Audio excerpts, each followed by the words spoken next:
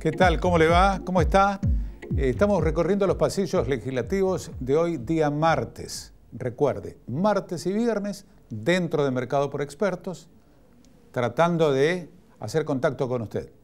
Ya sabe, si me encuentra en la calle, hábleme, que podemos conversar. Aunque no le guste el discurso que yo pueda tener, el hecho de que usted piense diferente, para mí no lo convierte en mi enemigo. ¿Estamos de acuerdo entonces? Me encuentra en la calle, hábleme de manera respetuosa, podemos intercambiar opiniones y además acercarles, tal vez, los problemas que ustedes tienen a los diputados y a los senadores. Bueno, vamos a charlar hoy con Ricardo Mangano, periodista de Urgente 24, quien ha escrito un artículo que está muy bien hecho sobre el 2x1 y la Corte y qué es lo que viene después. Ricardo, gracias por venir. ¿Cómo te va, Feli? Muchas gracias por invitarme de nuevo. Bueno, después del 2x1, ¿qué otro tema tiene la Corte? Mira, es justamente preciso hablar esta semana de este tema porque uno de los temas que tiene la Corte Suprema de Justicia para resolver es un tema caliente, que ha quedado un poco parado después del 2x1, donde la Corte sintió el cimbronazo. No te olvides, Félix, que hubo una marcha contra la Corte multitudinaria por este tema. Y uno de los temas que tiene que resolver es el tema de Milagro Sala. A ver, vamos un poquito de historia para que la gente pueda entender. La Comisión Interamericana de Derechos Humanos desde ayer hasta el viernes está sesionando en la República Argentina. Generalmente cuando la Corte Interamericana de Derechos Humanos sesiona en un país, no trata temas locales, ¿sí? Pero ya ha dejado una posición bien formada por el tema Milagro Sala y ha dicho la Corte que va a acompañar lo que decida la ONU. Ajá, ellos hicieron una visita a Jujuy, ¿no? Claro, la ONU vino la semana pasada, estuvo, y el jueves pasado, el 18, la ONU, si bien no habló específicamente del tema Milagro Sala, estuvo reunida con Milagro Sala, estuvo reunida con Gerardo Morales, y si bien no habló en esa conferencia de prensa que hizo para las conclusiones, dijo lo mismo que ya había dicho en una resolución, la 31 del 2016, que Milagro Sala está arbitrariamente detenida. Con todo esto, la Corte sabía que tiene que tomar una resolución porque hay dos recursos extraordinarios que llegaron a la Corte Suprema de Justicia. Uno es por el tema de los fueros parlamentarios, si Milagro Sala tiene o no fueros parlamentarios.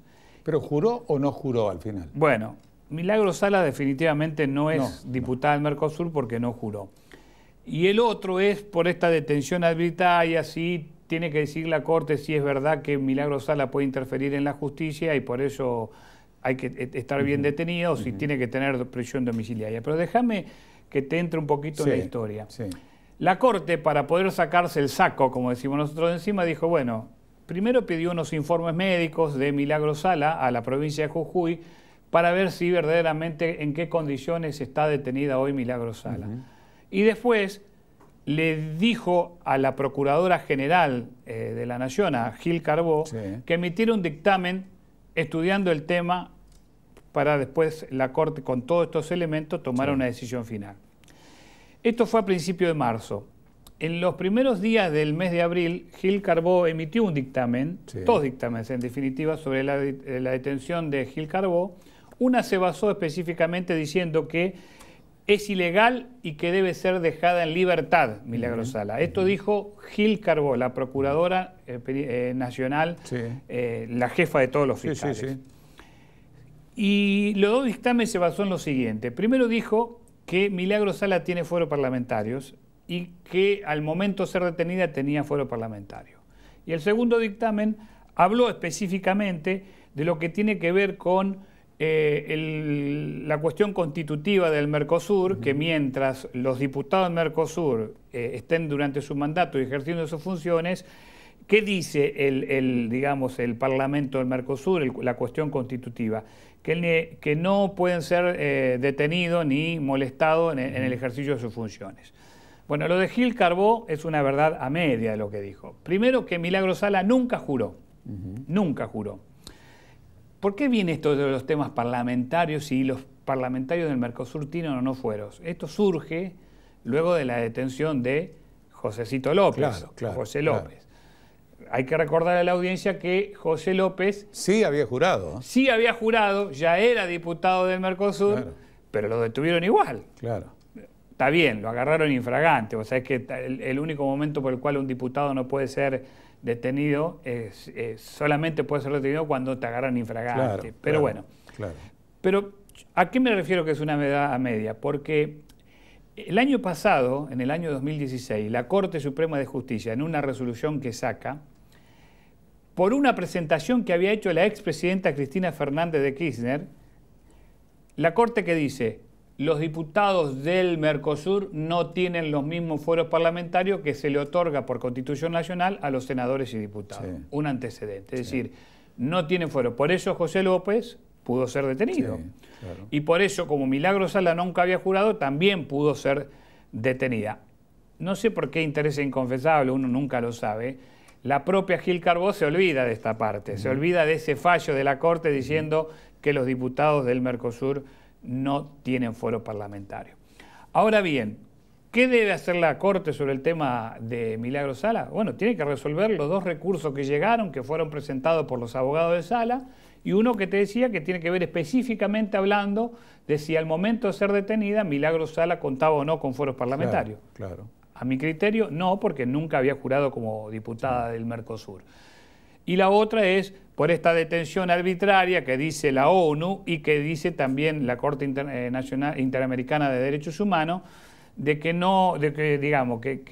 Sala no podría interferir en el debido proceso y por lo tanto debería estar en libertad hasta tanto se la juzgue por los temas que tiene. Porque, ¿y qué pensás vos que va a hacer la Corte? Mira, hoy Milagro Sala tiene tres causas. Una por administración fraudulenta, sí, la otra por asociación ilícita y la otra amenazas gravadas, que es por la que la detienen al principio, sí, es decir, porque hizo una carpa frente a la legislatura. Sí. Bueno, la Corte tiene que decidir este tema. Yo creo que va a tomarse el tiempo después que la Comisión Interamericana de Derechos Humanos se vaya de la Argentina, es decir, después del viernes y hasta la feria judicial, no nos asombremos si la Corte se toma un tiempo para resolver este tema. Yo creo que la Corte, hoy varios colegas que hemos charlado, creo que la Corte le va a dar la libertad domiciliaria a Milagro Sala. Sería una locura que le diera... ¿Prisión domiciliaria? Sí, prisión domiciliaria. Sería una locura que le dé la libertad irrestricta, porque tiene una causa de asociación ilícita. Vos sabés que, bueno, en la Argentina da para todo, ¿no? En Brasil, sí, por un audio...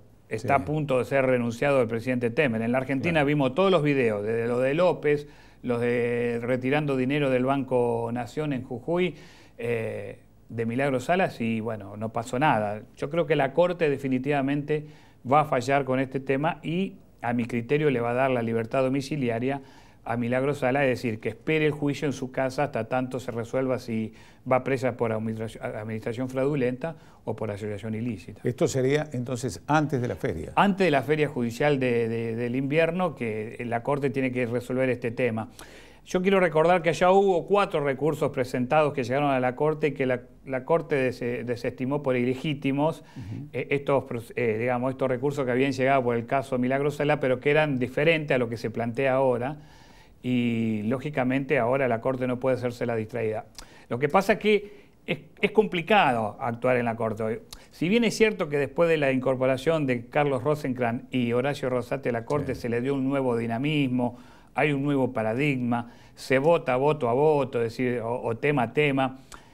Tampoco es menos cierto que Félix, que en definitiva, después de lo que pasó con el 2x1, porque la gente no sabe esto, con el 2x1 iba a ser 4-1 el sí, voto, porque Lorenzetti iba a votar con Jay, con Del Nolasco, con Rosati. ¿Lorenzetti tira el tema para apretarlo al gobierno? Sí, yo creo que sí, en definitiva diciéndole, nosotros tenemos A de espada, podemos hacerlo, y ojo con lo que resolvemos. Lo cierto es que después Lorenzetti da un paso atrás, termina votando con Maqueda, y deja 3x2 del 2x1, como yo le digo, ¿no? Para decirle, con una Corte quebrada, lógicamente quebrada, con una Corte totalmente dividida, y que le da poca fuerza al fallo del 2x1, porque si hubiera sido 4-1, hubiera tenido más fuerza ese fallo que le da el 2x1 al represor Muiña. Veremos qué pasa. Pero la Corte tiene que resolverlo, o sea, 3-2, 5-0, claro. 4-1, no sé cuál va a ser el resultado, pero tiene que resolver si Milagros Sala continúa presa para esperar los juicios que tiene pendiente o si le dan la libertad domiciliaria, la prisión domiciliaria. Yo creo que este va a ser el resultado final porque fue fuerte lo que dijo la Comisión Arbitraria de Detención Arbitraria en la Argentina de la ONU, que dijo que hay demasiadas prisiones preventivas en la Argentina y que tendrían que resolverse las situaciones más rápidamente. Por último, Ricardo, hubo, digamos, críticas de Pichetto y de Rodríguez A hacia la Corte, ¿no? Sí, Pichetto pidió directamente una oxigenación, está diciendo, a ver, muchacho... ¿Pero quiero ir yo? Y no sé, porque vos te acordás que Pichetto se postulaba en su momento para ir a la Corte, y te acordás que Pichetto fue el que criticó duramente que Macri quisiera imponer por decreto de necesidad de urgencia a Carlos Rosenkrantz y a Horacio Rosati. Por eso después en el caso de Adolfo, por ejemplo, ¿querrá a Negre de Alonso? Hace rato que viene queriendo imponer a Negre de Alonso, que no sería una mal jurista, claro una mujer que ha trabajado mucho, sí, claro que no. Y que en definitiva muchos están esperando qué pasa con Hinton de Nolasco, ¿viste? O sea, si bien sigue por ahora, después de cumplir los 75 años, hay que ver si la salud de Nolasco se lo permite. Pero creo que sí, y sobre todo el que más claro fue Federico Pinedo, que dijo, la credibilidad de la Corte está en juego. Y esto fue lo que le dolió a la Corte, lógicamente, ¿no? Bueno, Ricardo, te agradezco mucho estos minutos, ¿eh? Gracias a ustedes, gracias por invitarme, Félix. Muy amable, ¿eh? Ricardo Mangano, el colega de Urgente 24, con quien dialogamos acerca de lo que puede hacer la Corte con la situación de Milagros Sala. Una pausa muy breve y estamos en la parte final de los pasillos legislativos de hoy martes. No se vaya.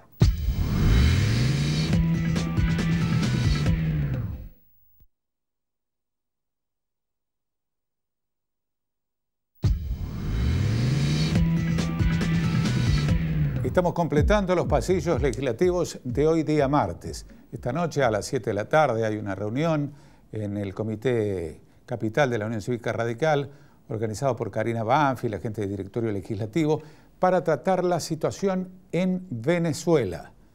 Porque no se logró en la Comisión de Relaciones Exteriores que preside Elisa Carrió una declaración como el gobierno pretendía, y pretendía antes de que Macri fuera a verlo a Trump, respecto a la situación en Venezuela. Pero esta tarde va a haber una charla sobre ese tema. Y también lo que fue importante la semana pasada fue el encuentro que se produjo, organizado por el senador Pichetto, quien fuera senador también Ernesto Sanz, partidarios de un acuerdo.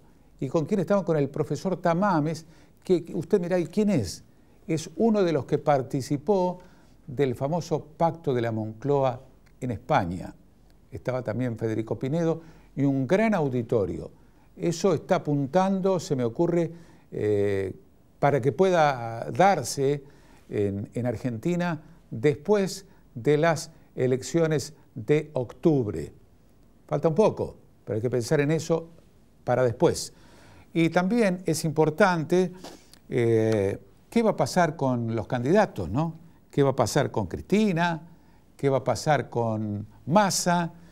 Massa estaría lanzando hoy día martes, el jueves, estaría lanzando junto a Margarita Stolbizer su candidatura. ¿Será Massa candidato a senador? ¿Massa candidato a diputado? A mí se me ocurre pensar que va a ser candidato a senador. Y también quien va a lanzar con un gran logro, dicen, es el embajador Lustó. ¿Sí? El Lustó, el flaco, el de los rulos, que quiere ser candidato a diputado nacional por la ciudad de Buenos Aires. ¿Es una forma de competirle a Elisa Carrió? Sí, pero a mí se me ocurre pensar que Carrió está muy fuerte y hoy por hoy es muy difícil de que, a lo mejor piensa que en el 2019 puede ser, ¿no? Y en la provincia de Buenos Aires, que es la madre de todas las batallas, Cristina quiere varios, pero según los cálculos o según las encuestas, solamente entrarían 10, 35 son los diputados que se renuevan, solamente 10 del Frente para la Victoria, por lo tanto ahí tiene que estar Recalde, Juliana Di Tulio, Teresa García. pero quiere poner más, porque parece que los chicos de la Cámpora quieren manejar todo. Ahora, ¿qué dirán los intendentes a todo esto? ¿Qué dirán los intendentes? Porque no se van a comer ese caramelito, ¿eh? No se van a comer ese caramelito. ¿Y el flaco Randazzo? ¿Y Randazzo va a jugar? ¿Va a ir a internas? Él ya dijo que fuera del PJ, no. Entonces tiene que ir a internas, sea con Cristina, sea con Magario, con el que fuere. El flaco quiere ir. Y después quieren ir también ahí en esa lista Julián Domínguez y algunos más. Bueno, va a estar entretenido. La actividad parlamentaria, por supuesto, aunque ellos digan que no, no va a ser la misma. Recién van a volver a trabajar, digamos, en el recinto, el día 31, con la presencia del jefe de gabinete, Super Peña, como le digo yo, va a dar su informe en la Cámara de Diputados. Bueno, nos vamos a encontrar el próximo viernes recorriendo los pasillos legislativos, por supuesto, dentro de Mercado por Expertos. No se olvide, si me encuentra en la calle, hábleme. Nos vemos el viernes. Gracias.